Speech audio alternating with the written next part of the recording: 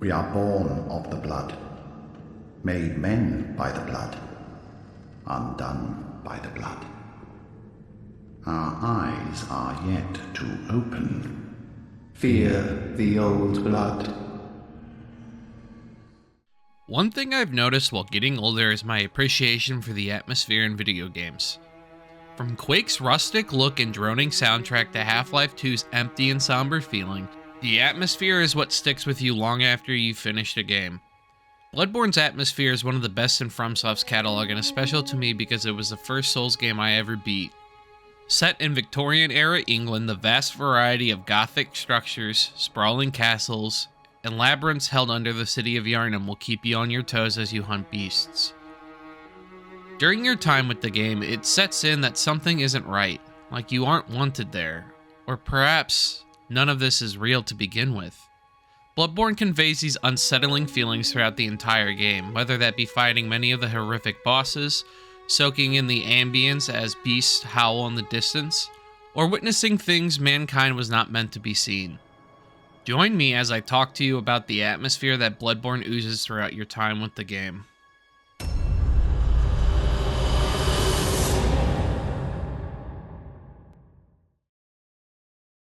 Bloodborne's art design really strikes a chord with me. The dark and foreboding fear that surrounds you as you make your journey, to the body horror you witness when exploring the world of Bloodborne. It's so damn charming to look at. One of the many reasons why I love this game so much is the use of body horror throughout the game. Like the cutscene for Vicar Amelia, for example. Seeing the shadow of the woman contort into a giant beast is unsettling and brilliant. Like many other FromSoft games, Bloodborne takes many cues from Berserk and I feel it embodies it perfectly, including having one of the best gut sword variants in Souls history.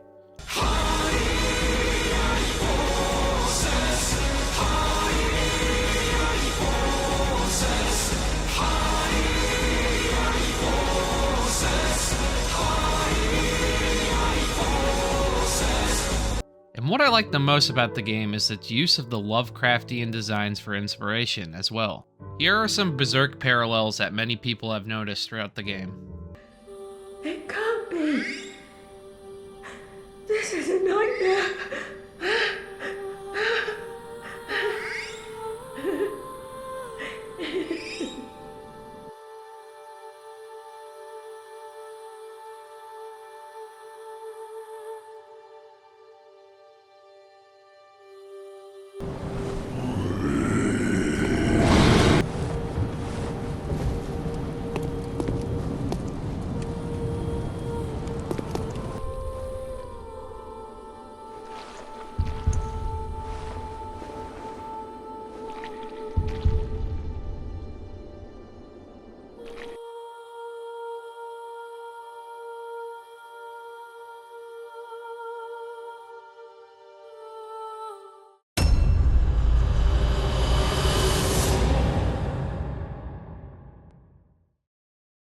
I love how the music complements the art design perfectly well. The dreamlike and sometimes eerie song that softly plays in the main hub of the game is a stark contrast to the fast and frantic nature of the boss themes. I think Bloodborne's soundtrack is so good that I've used it many times in editing when I've edited videos.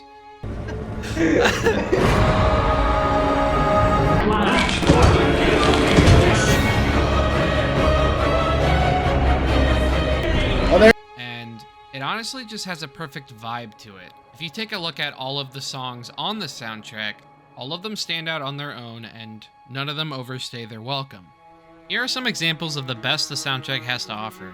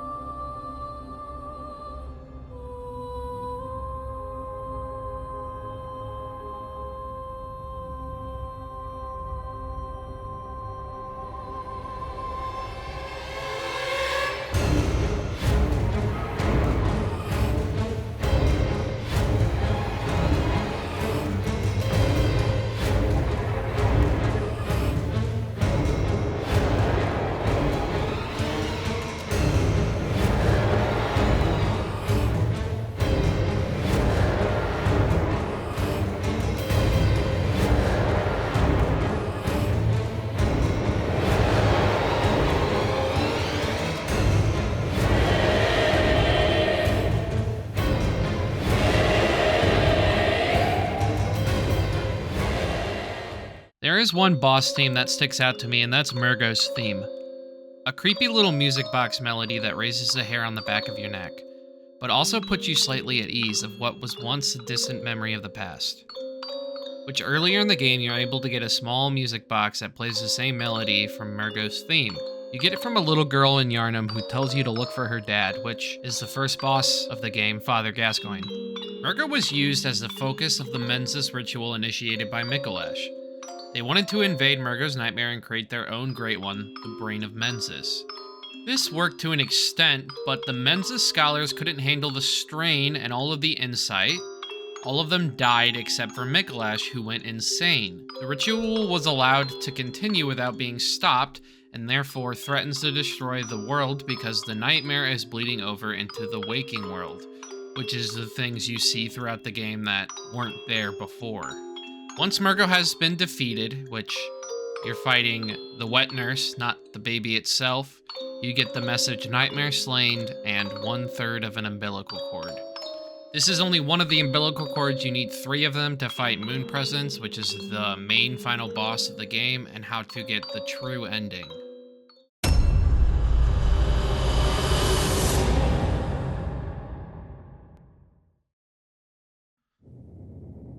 Partly why I think Bloodborne is the best in the FromSoft series is the atmosphere, among other things. Bloodborne introduces a unique mechanic called Insight, a currency that is used to buy armor sets, various items, and even summon co-op players to your world. But it also has an effect that isn't mentioned here, which is seeing things that weren't there before. The first one that you might notice is the doll coming to life after reaching 1 insight and going to the Hunter's Dream at the beginning of the game. Then you'll be able to level up when talking to the doll. The more insight you gain, the more enemies will start to spawn in that you've never seen before. And enemies will have brand new attacks that you hadn't seen before either. It starts getting interesting once you hit 40 insight. That's when you start seeing the craziest things insight has to offer. The first place you'll notice this is in Cathedral Ward, the second area of the game. Outside the spawn area will be a giant alien hanging off the side of the wall. This here is Amygdala, named after the part of the brain that is responsible for the major processing center for emotions. It also links your emotions to many other brain abilities, especially memories, learning, and your senses. Pretty freaky, isn't it? I remember when I first played the game and I hit 40 insight for the first time and I saw Amygdala hanging off Cathedral Ward and it terrified me. I was honestly scared of what the hell it was and why it was there. The reason for Amygdala being there is because it's used to transport the player into the DLC for the game once you beat Vicar Amelia. There is another area like this, same place, and allows you to go into Yargul Unseen Village. Correction, it actually takes you to the lecture building, not Yargul Unseen Village. I made an oopsie. Oh, Amygdala. Oh, Amygdala. Have mercy on the poor bastard.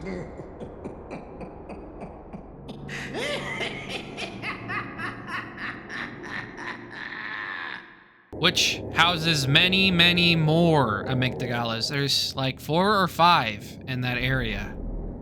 And that's why I think the game is so cool. This feeling of fear of the unknown while you explore the world of Bloodborne and you get to see things that you didn't see before, and it adds a lot of flair to an area that maybe didn't have a lot of flair to begin with. The next thing I'm going to be talking about is the status effect Frenzy. Now, Frenzy is a lot like Madness from Elden Ring, but there's a little uniqueness to it. It's caused by these eyeball creatures known as the Winter Lanterns, which, upon closer inspection, they look a hell of a lot like the doll in the Hunter's Dream. And later in the Nightmare of Mensis, you get Frenzy as you make your way up to the large castle, which is where you fight Micolash, who I talked about earlier, and I talked about the Brain of Mensis. This is what he created. Which, good God, this thing is terrifying. I remember slowly coming up to this for the first time, and as the screen gets less and less dark and you make your way up to it, it just kind of sits there. It doesn't do anything. It doesn't attack you. You're able to get the Moon Rune from the Brain of Mensis by doing the Make Contact emote for about a minute or so. It's weird. I don't know how you were supposed to figure that out other than the obscenely vague hints that FromSoft likes to give you throughout the games.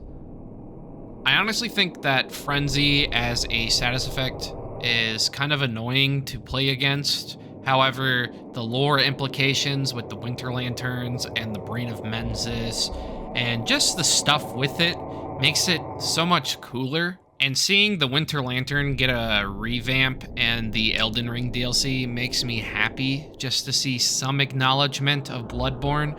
But that's getting off topic. I'm going to get back onto Bloodborne, and here is the final topic for the video.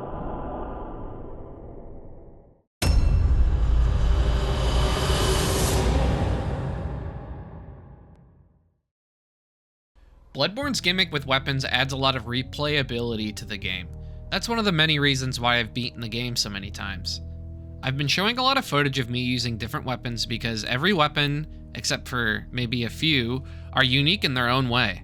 Trick weapons in Bloodborne are wielded in the right hand. These weapons can be transformed into alternate forms and have different attacks in their transformed mode. You are able to switch between modes while attacking that adds to your combo without breaking the flow of combat. What's also nice is every weapon is viable in some way. My main gripe with every other Dark Souls game is the lack of variety between weapons. Like in Dark Souls 1, for example, you have the Claymore and the normal Greatsword, and they have the exact moveset. The only difference is the stat balancing. Bloodborne only has like 2 weapons that share a similar moveset, that being the Saw Cleaver and Saw Spear, which are totally different when transformed. Which honestly, having the same moveset untransformed isn't the worst. I prefer that over having half the weapons in the same class being virtually the same. And you don't even need to go find other weapons in Bloodborne. You could just stick with one of the 3 weapons that give you at the beginning, upgrade it all the way through, and you won't have any problem beating the game. That's how I beat the game the first time. I only used the Saw Cleaver, and I beat the game just fine.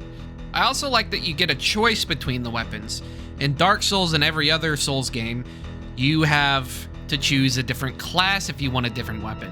In Bloodborne, it's not class dependent. You can choose whatever class you want, and then you can go to the Hunter's Dream and choose whatever 3 weapons that you would like to choose from. And with that, I'm going to be wrapping up the video, and this is kind of the final part to it.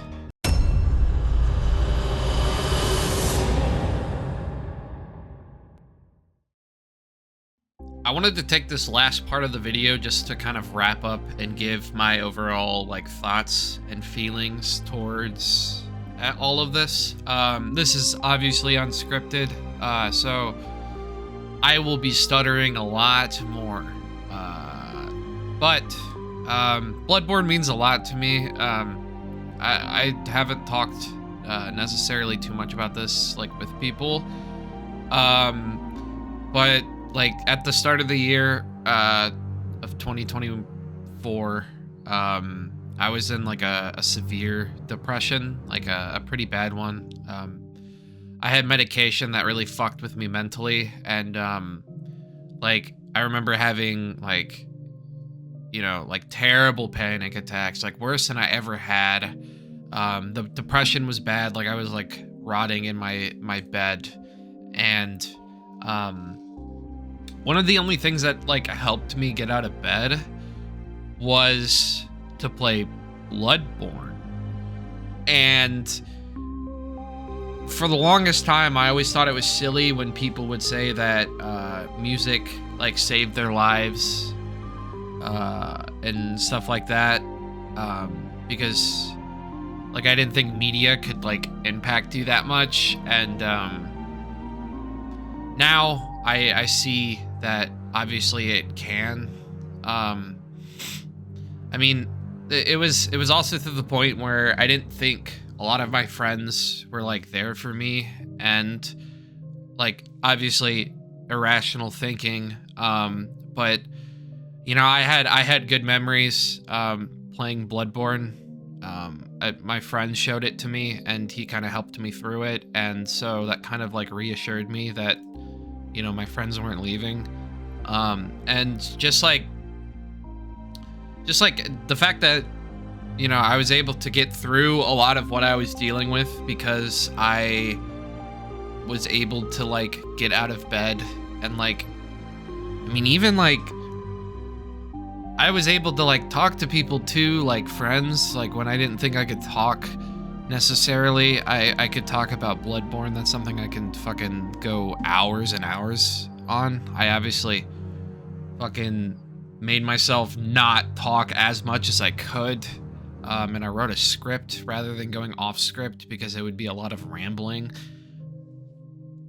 But I just wanted to just like say just how much like the game means to me in that way, where at like the lowest point of recent memory, I was able to overcome it just from a piece of media. And I think that's like, it's a cool thing.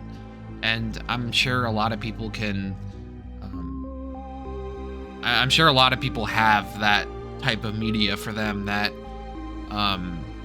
when they were at their lowest and they didn't think they could continue going, it helped them, you know, get out of bed and face the world for what it is. And I think it's important to talk about and share those feelings with people. I was scared to talk about how this had affected me, and I hid it from a lot of people. A lot of people knew I was not doing well, but to the extent to how much I was struggling was completely left out of being told to my friends. So that's kind of the ending. I just wanted to wrap up with this. Thank you so much for watching. I'm sorry that it got a little personal at the end, but I felt it was necessary and like needed because I obviously love this game because it's like one of my favorite games. It's fun. It's awesome. But it also has helped me in that way that I don't think any other piece of media has for me in recent memory. And I'm happy for it. I'm grateful that I was able to survive probably one of the lowest points in my life, like I said. So I just wanted to say thank you again for watching, sticking through this. I hope you enjoyed. I don't do videos like this. I got pretty burnt out doing this. I obviously have multiple characters for Bloodborne. I have like so many hours in the game, but I ran through the game again to get all this footage like fresh and kind of like just go through it again, and it was a lot of fun. I love going through Bloodborne again. I love talking about it. I love showing people it, and I hope if any of my friends are watching this who haven't played it, hopefully the emulator that they have for PS4 gets to the point where it's stable and everyone can run Bloodborne on emulation, because it's a special piece of media that I want all of my friends to be able to play, because it's stuck on PS4, and the fact that you need a PS4, yeah, you kind of have to buy one if you don't have one already. I hope FromSoft decides to put it on PC, like, legitimately. I've told people this, but that's probably the only game I would rebuy. Not only rebuy on PC, but I would also buy it physically for PlayStation 5. I would literally spend $140 on Bloodborne. Like, that's, and I don't think of any other game that I could do that for. And it's pretty cool. So, you know, thank you for watching. I'm gonna end it here because I took 6 minutes here to fucking yap. But I really appreciate it, and I hope my video was good to watch.